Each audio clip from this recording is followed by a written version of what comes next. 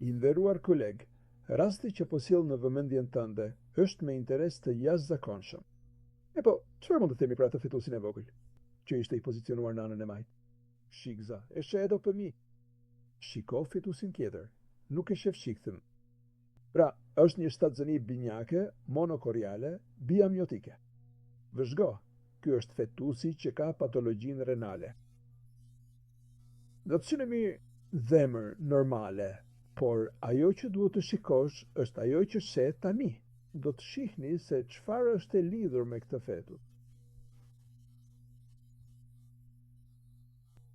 Membrana. Kjo gjë po ju thuhet vetëm për t'ju bërë të ditur se kjo mund të duket sikur është e rreme, por në të vërtetë nuk është as pak e tillë. Një shtatzëni monokorionike, monoumbretike. Por ju do të keni mundësinë të shihni qartë në vazhdim të kësaj videoje, brenda vetëm pak sekondave të ardhshme, se si fetusi, i cili është prekur nga ky fenomen i rrallë, është i ngjitur dhe i lidhur ngushtësisht pas kordonit të tij umbilikal. Vëzhgo me shumë vëmendje. Ky është momenti i dur. Ky është momenti i veçantë kur ti sheh qartë që ky është i ngjitur plotësisht dhe arrin të shohësh membranën e vogël e të hollë që e ndan atë. Cila është rëndësia specifike e këtij rasti të pazakontë? Lidhet me faktin se duke qenë një shtatzëni binjake, monokorionike dhe biamniotike, ju e dini. Faleminderit. Që ekziston një rrezik i dyfisht për anomali që prek vetëm një fetus dhe nuk është e thënë që anomalitë të jenë të njëjta. Tek dy fetuset në fakt tjetërisht i kësosë. Dhe atëherë, çfarë duhet të shohësh ti? Duhet të shohësh, po të tregoj sërish membranën e vogël që i ndan. Duhet të shohësh që ajo është ngjitur pas këtij fetusi. Duhet të shohësh që te ky fetus ti nuk sheh fshikëzën, nuk do ta shohësh kurrë, nuk do të shohësh veshkat, do të shohësh gjithçka tjetër. Është krejtësisht normale, por nuk do ta tregoj sepse nuk ka ndonjë rëndësi të madhe, përveç se në këto raste specifike, juve ju duhet t'ia shpjegoni me hollësi pacientes që ka një fetus me një patologji të rëndë mjekësore të papajtueshme me jetën. Jashtë mitës, shiko me vëmendje të ngjitur pas këtij fetusi që ndodhet këtu në të djathtë, membranat amniotike, dhe duhet të thuash patjetër që ai duhet të shkojë në qendër. Për të përcaktuar se cili do të jetë menaxhimi i kësaj shtatzënie. Menaxhim që nuk është i lehtë për të përcaktuar, por që do ta përcaktojë ai që merret me këtë.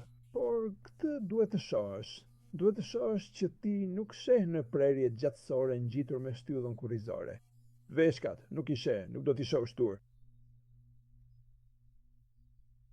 Dhe ky është fetusi i prekur. Ajo formacioni i vogël që sheh është gjëndra mbiveshkore.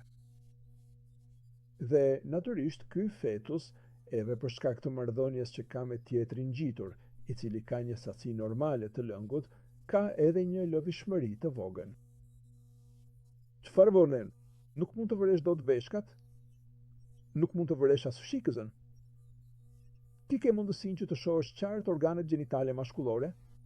Shikon me kujdes gjymtyrët dhe sheh përsëri atë membranën e hollë dhe shumë të vogël që e ndan. Tani, çfarë duhet të bësh në këtë raste? Është absolutisht e domosdoshme që të jesh plotësisht i sigurt, prandaj duhet ta shohësh këtë në mënyrë të përsëritur dhe me shumë kujdes. Duhet të përdorësh gjithashtu edhe ngjyrën, pikërisht në mënyrën që po e aplikon tani, për të parë nëse ndoshta ka veshka pelvike, që mund të ndryshojnë krejtësisht të gjitha situatën klinike. Duhet të përsëritësh ekzaminimin disa herë, vëzhgimin disa herë. Këtu mund të shohësh gjymtyrët për një moment të shkurtër membrana e hollë amniotike që ndan dy fetuset. Natyrisht, njeriu priret të mendojë se edhe fetusi tjetër ka të njëjtën gjë. Jo, fetusi tjetër është pozikt. Duhet të vazhdosh të shikosh shumë herë, edhe në prerje tërthore. Nëse rastësisht sheh veshkën, nëse sheh në legen, nuk është aty. Nëse fshikëza zhduket, nuk shfaqet.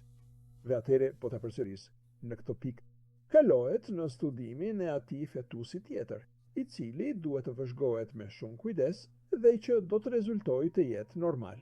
Për hir të disat po të tregoj me hollësi shtyllën kurrizore dhe mungesën e veshkave.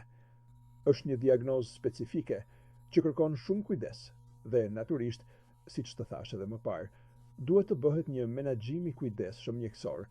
Ti shpjegohen pacientes të gjitha vështirësitë e mundshme që lidhen drejt për drejt me këtë situatë.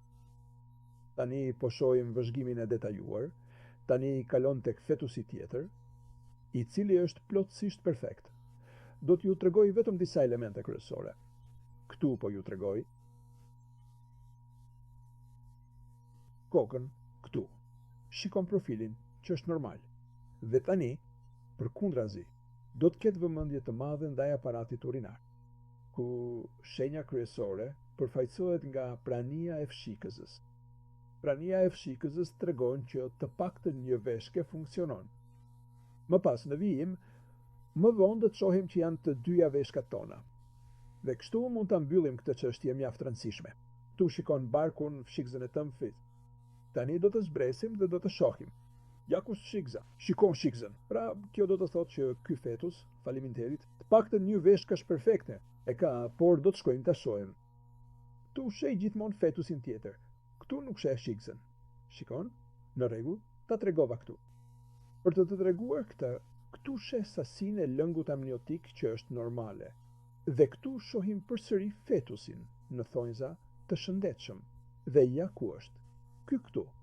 Këtu duhet të ndalosh me vëmendje. Këtu ke shtyllën kurrizore dhe ke dy veshkat, një sipër dhe një tjetër poshtë, plotësisht rregullta, me legenin e vogël. Ja ku është njëra dhe tjetra. Prandaj, siç mund ta shohim, ky fetus tjetër ka një sistem urinar plotësisht normal dhe funksional. Tani po përfundojnë edhe regjistrimet e fundit të këtyre imazheve.